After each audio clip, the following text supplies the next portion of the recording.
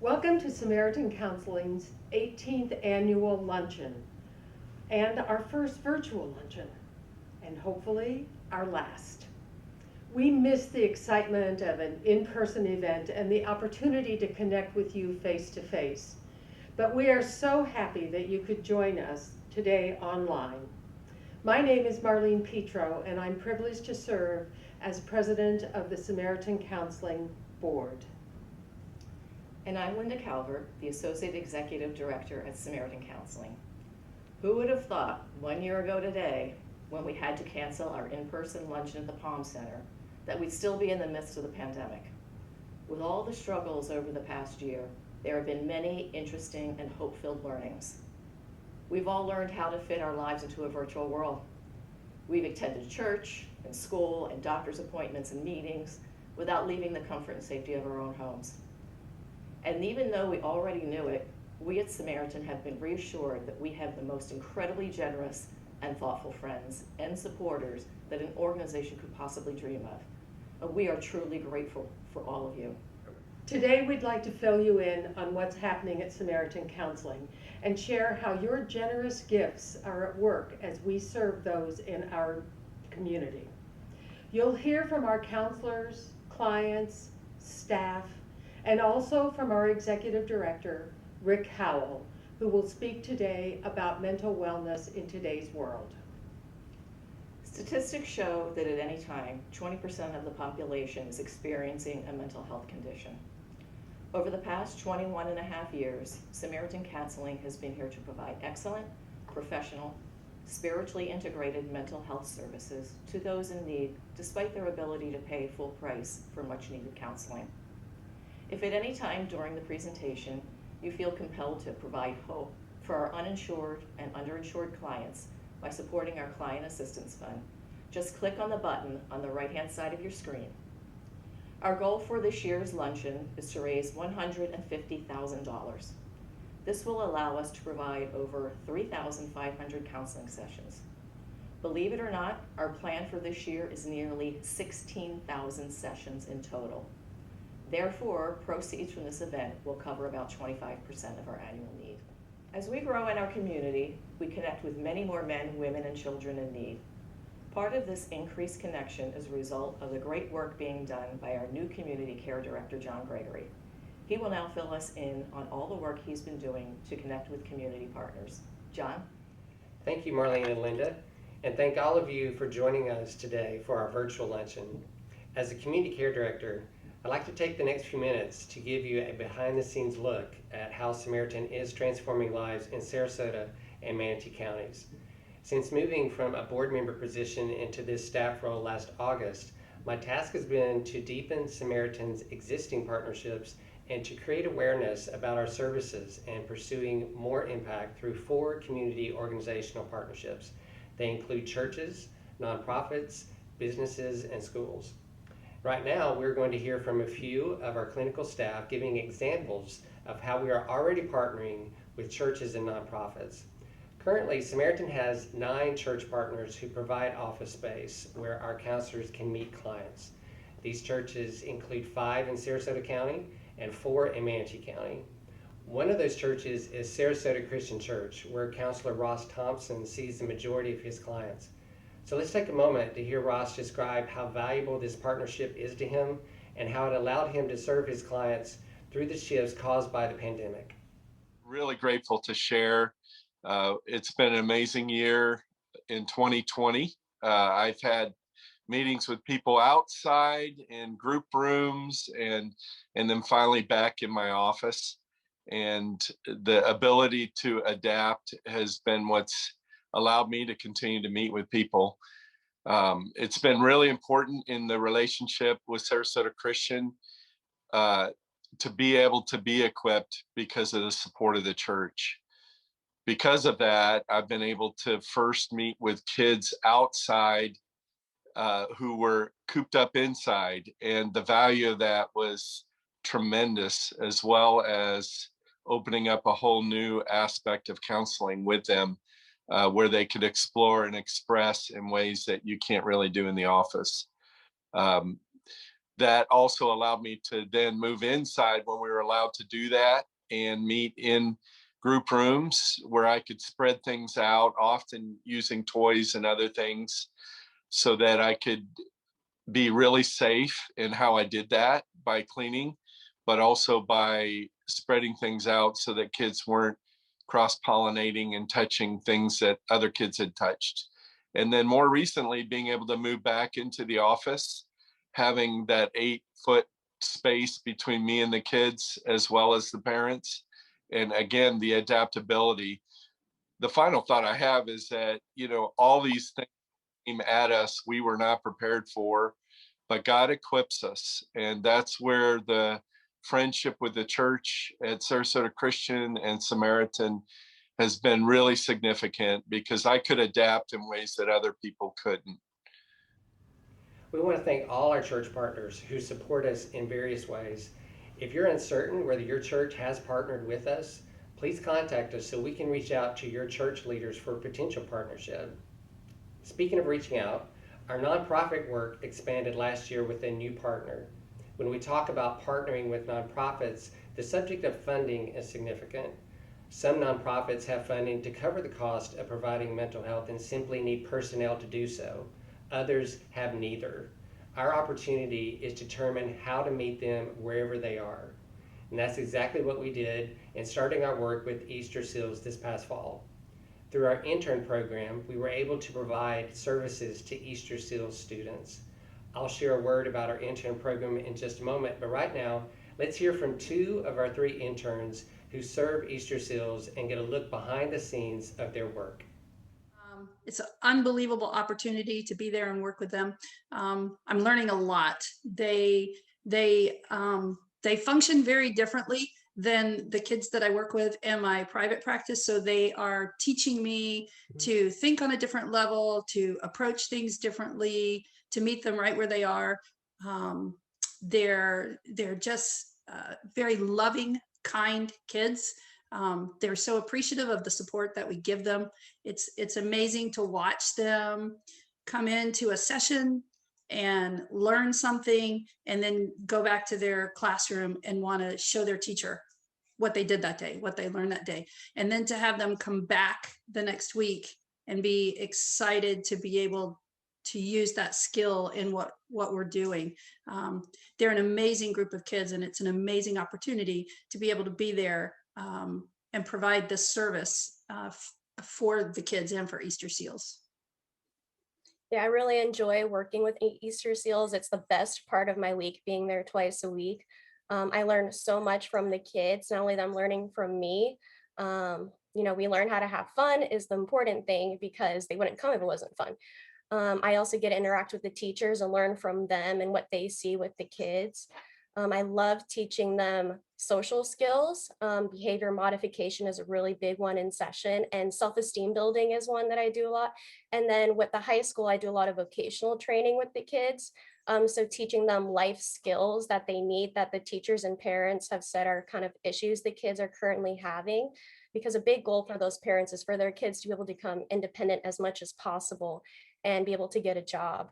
But I do really enjoy the opportunity that we have to partner with Easter Seals. It's one of the best parts of being with Samaritan right now. Connie, Grizel, and Maria are all examples of how we are able to continue serving more clients through our intern program. This may be the first time you've heard that we have an intern program, so let me give you a brief description. The program is called SIT, which stands for Spiritually Integrated Psychotherapy Training. It's a 2-year program where the interns have the opportunity to work on clinical hours as well as receive training in spiritual integration. While in this program, other Samaritan staff serve as their trainers and supervisors, which is very much behind the scenes work. For a final look behind the scenes, we asked Linda Martin to share about that work and what it means to her. Let's listen. In terms of supervision, every intern that comes into Samaritan is assigned a supervisor, and we've actually had, that's part of our licensure, and it requires advanced training. And part of that is state requirement that all registered interns must be supervised. But in terms of Samaritan, I have two roles. One is I have had individual interns. Griselle is one of the interns I've worked with. I'm also work with Marie. And I've watched Griselle go through the last 2 years. All of our interns coming in are fully registered interns. They're qualified, have met all of the educational requirements, but what we offer is just to assure continuity, that um, they're meeting all of the state requirements, that managing the quality. We're also there to provide someone to talk to, someone a little more seasoned if an issue arises on case management or ethical issues or how techniques, or they get stuck. How might you proceed so we can work with them? And the other thing for me personally, it's legacy. I'm at a place where it's important. I get a lot out of seeing someone like Griselle go all the way through to now she's fully licensed. I know that I have a piece of that. And when I'm no longer in practice and when I'm no longer here, some of my desire to be there for people and help is continuing on. And there's great satisfaction in that. These moments with Ross, Connie, Griselle, and Linda give you a glimpse of the work going on which instills hope and transforms lives in Sarasota and Manatee counties. Your support today makes it all possible. Thank you for attending today. If you have yet to give, take a moment and hit that button and be a part of instilling hope. Right now, Linda Calvert is going to come back to share with us some amazing numbers that we hope will excite you about what's been happening through our center in the last few years. Thanks again for sharing your lunchtime with us. Thank you, John. We're certainly blessed to have you on the team to help develop these important relationships in our community. As John mentioned, we'd now like to share a bit about the growth at Samaritan and our goals for this coming year. Our first chart shows that the number of counseling sessions have grown tremendously over the past 3 years. It took 18 years for us to reach 6,000 sessions. In 2021, we plan to do almost 16,000 sessions. This is an increase of 150% in 3 years. Our counselors are working hard nonstop, and we've added additional staff to keep up. And thanks to you and your support, we've been able to say yes to more and more clients. Statistics show that mental health need in Sarasota and Manatee County has grown as a result of the pandemic. In 2019, prior to COVID-19, 1 in 5 local residents reported experiencing a mental health condition. Today it is 2 in 5. In 2019, Samaritan was able to serve 1,300 folks in our community. In 2021, we expect that number will increase to 2,400 men, women, and children.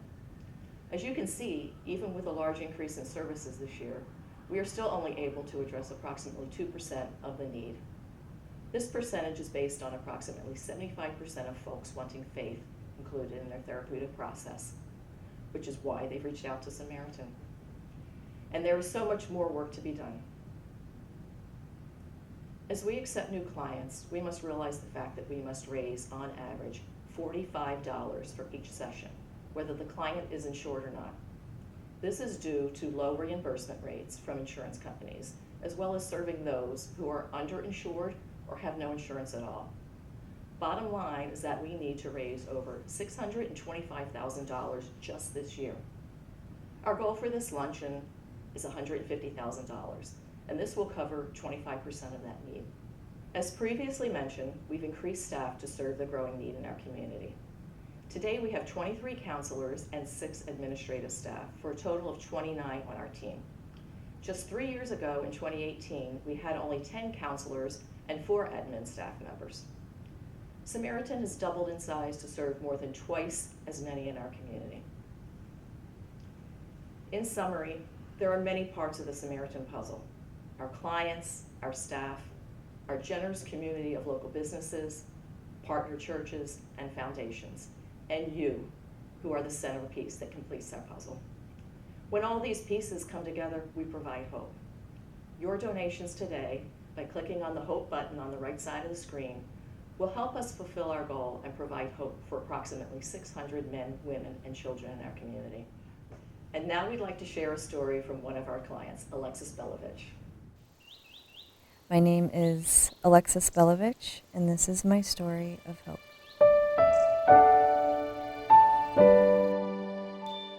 I had had a breakup, and then I lost a sibling, and so I think sometimes even regular people, just life happens, and when you get a lot of overwhelming things at once, it can sort of drag you down, and that's probably, that's where I was. It takes a lot of courage to say, I need help. We have very gifted, very talented counselors who are equipped to work with all kinds of mental health issues, post-traumatic stress disorder, addictions, general anxiety, depression, and also able to do that in a way that embodies God's love for the folks who reach out to us. Very easy. Once I decided that I was gonna look for help, when I did call Samaritan. Another thought that I had, I was a little scared that there were going to be a specific religious vibe pressed down my throat, so to speak, and none of that was there. It was just talking to another human who was there to help me get through what I needed. It gave me hope because when my last relationship ended, I sort of went into this protective mode of, okay, my life can be good all on my own. But there was a part of me that really wanted more than that. But I was scared, so it gave me hope. It opened me up, and so that was a good and healthy thing. I just got married, so I feel really happy about that. If it hadn't been for Samaritan, I don't know that I would be exactly where I am today in my life. And I feel very happy with my life right now. I feel very settled. I feel calm. I feel peaceful. I feel happy. I feel fulfilled, and that life is only going to get better and better.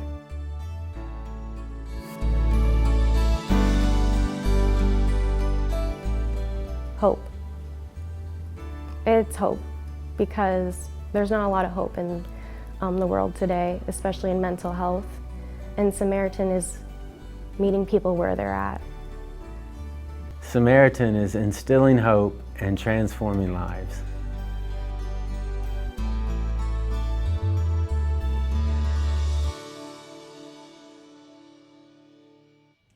We appreciate Lexi for her message of hope and how Samaritan was able to help her move on. If you'd like to consider making a gift to instill hope in others' lives today, please just click on the button on the right-hand side of your screen.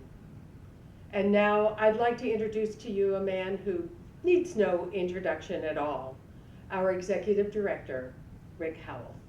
Hello, dear Samaritan friends. While it is true that I long for the time when we can gather again in person to celebrate our commitment to the vital work of instilling hope and transforming lives, it is good for me, and I trust for you, to have this opportunity to share with you virtually, as the need for our important work of assisting folks in their pursuit of mental wellness has grown substantially. Indeed, a year has passed since we had to make the awful and yet right decision to cancel our annual luncheon in order to care for each other by minimizing the opportunity for COVID-19 exposure. This has been a year of increased stress, grief, anxiety, and other challenges, while attempting to look for the gift in the gift we did not want. Looking for the gift in the gift we did not want is a phrase that a client used to describe her challenge to find light in the midst of her darkness. Her particular darkness? Her husband was killed suddenly in a car accident minutes after kissing her goodbye and leaving for work. Hers is not a pandemic-related challenge, although the pandemic has made her recovery more difficult. Hers is a challenge that requires great courage. Courage to move forward in the midst of great unknown and uncertainty. For her, courage was not the absence of fear, but the perseverance through the fear.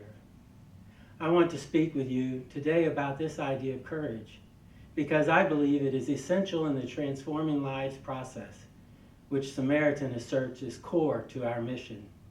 The courage of Samaritan clients, counselors and staff, board members and volunteers and donors is critical for our ability to pursue our purpose. While the pandemic has made a major impact on our lives, some more traumatic than others, the reality is that the same life challenges and struggles that we and our neighbors faced pre-pandemic continued in 2020 and will do so in 2021. Consequently, the Samaritan team is being called by God to courageously respond to a dramatic increase in demand for our counseling services. The pandemic has exacerbated what we already knew was a God-sized opportunity to fulfill our mission, to provide excellent, professional, spiritually integrated counseling services. Over the course of the last year, Samaritan has responded to thousands of calls from people like you and me seeking mental wholeness. Like the call I received on a Saturday from a woman who said, "I apologize for disturbing your weekend, but I am in desperate need for help. If my husband is allowed one more month of working from home, I'm going to kill him." Her statement was so intense that I let out slight, nervous laughter. "I am not kidding, Rick," she said sternly. "I have to talk with someone as soon as possible. I don't want to do something I will regret." Making that call takes courage. Or like the call that came in from a panicked mother who found blood on a bath towel only to discover that her 19-year-old college student daughter is cutting herself as a distraction from her emotional pain. Making that call takes courage. Or the call from a distraught single father who has been drinking himself into a stupor nightly after putting his 4-year-old son to bed because he is not managing well the stress of having his income reduced by 60% due to decreased demand for the products he sells. Making this call takes courage. When I think about the courage it takes to be a client of Samaritan, I am inspired. One client put the courage required this way: "I now know why you say in your intake material that clients might get worse before they get better.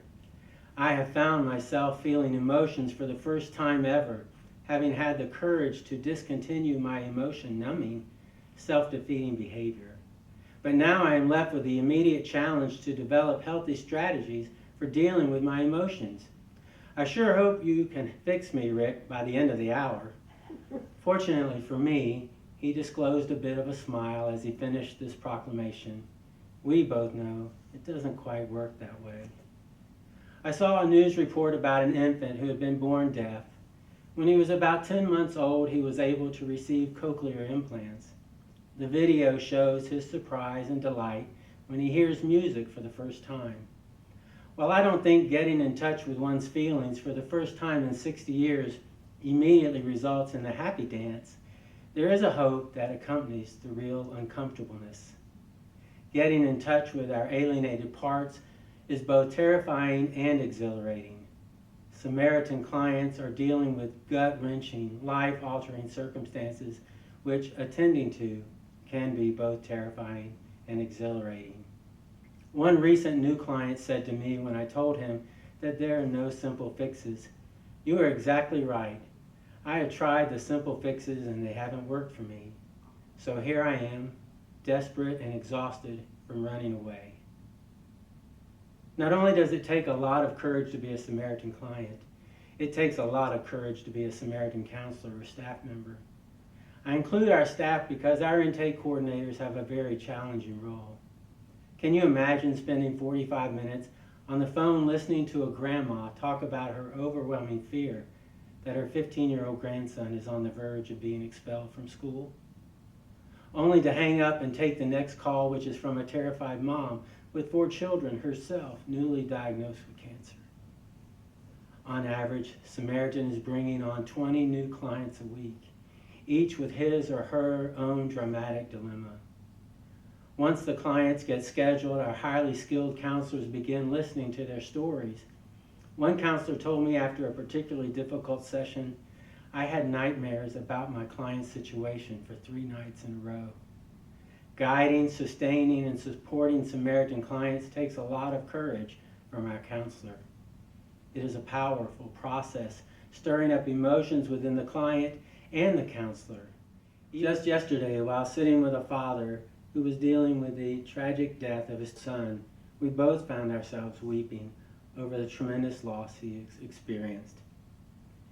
Even so, our counselors love what they are called by God to be and do, and they are excellent at what they do. Yearly, we devote 2 months, February and August, to survey the satisfaction of our current clients. And let me just remind you that being a good therapist does mean that sometimes we have to say to our clients things they don't want to hear. It is like me going to McDonald's and ordering a Big Mac and fries, only to be told by the attendant, "No, Rick, you have had 2 heart attacks. You should have a salad." And then asking me how satisfied I am with her service.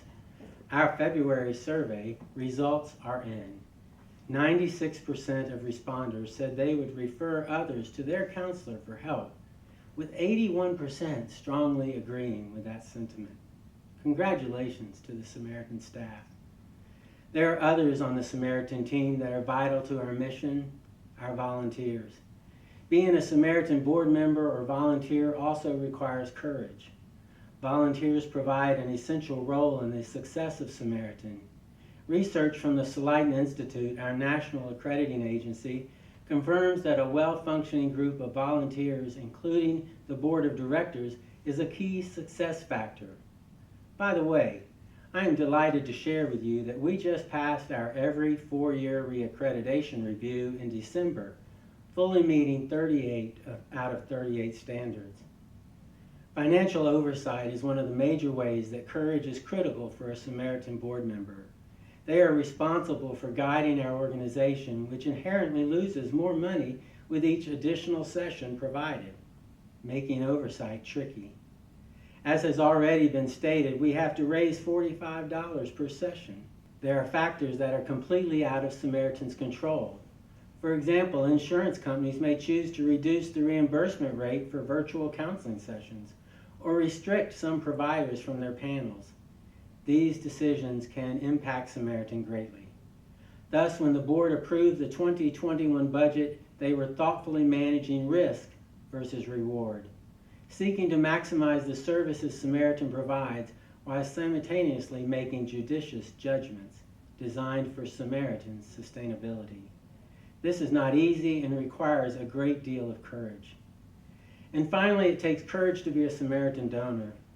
In fact, I know that due to the uncertainty of the times in which we are living, some donors have apologetically chosen to cut back their support of Samaritan because they are fearful. This reality precisely points to the need for courage. Many of our donors give sacrificially to help Samaritan to achieve our mission. As donors to Samaritan, Debbie and I regularly monitor our financial circumstances, paying attention to their fluctuations. We are making decisions on how much we give based on this information and our level of courage. I know you do too. When we, Samaritan, express our deep gratitude for your generous support, we have an idea about the courage your giving takes and appreciate your courageous sacrifice. Samaritan is enabled to say yes to many more people who otherwise would be unable to afford the help they need because you say yes. You are a critical piece of the Samaritan puzzle. Some of you are familiar with the Stockdale Paradox, named after Admiral James Stockdale, whose plane was shot down in 1965 and who was brutally held captive for over 7 years in the POW camp known as the Hanoi Hilton, and survived. Based on his traumatic experiences, he suggests that those who fare best in traumatic times are not the optimists who too glibly believe everything's going to be all right, but the ones who keep in tension the unquestioning day-to-day faith that they will get through whatever challenges come their way, while being starkly honest with themselves about the significant threats that coexist. Samaritan, by virtue of being a mental health provider, is regularly challenged with external forces that could devastate our ministry. To use Stockdale's words, the most brutal facts of our current reality. We know Samaritan centers have closed. We know that the mental health system in America is broken. We know we provide our services from a place of vulnerability. However, we keep in mind the Serenity Prayer, just as we encourage many of our clients to do. Being people of faith, we trust that God has called us all, staff, volunteers, and donors, to participate in the redemptive process. We seek God's serenity to accept the things we cannot change, God's courage to change the things we can, and God's wisdom to know the difference. We trust the ultimate outcome of our effort will be good and that God is present with us in our daily journey. This paradox is true for our clients and it is true for Samaritan. While we do not know for sure what challenges and opportunities will come Samaritan's way this year, we are confident that God does and is already preparing us to be able to respond appropriately. We thank God that you are a partner with us, together instilling hope and courageously transforming lives. Amen. Thank you so much for joining us today. On behalf of our clients, please know that we are truly grateful for your generosity and continued support of our mission to instill hope and transform lives. This presentation will be available to view on our website later today, where donations can also be made to help those in need of mental health support from our Samaritan team. As we near the end of today's presentation, we'd like to thank Michael Bodnick and St. Armand's Key Lutheran Church for presenting this beautiful song, A Place for Healing Grace.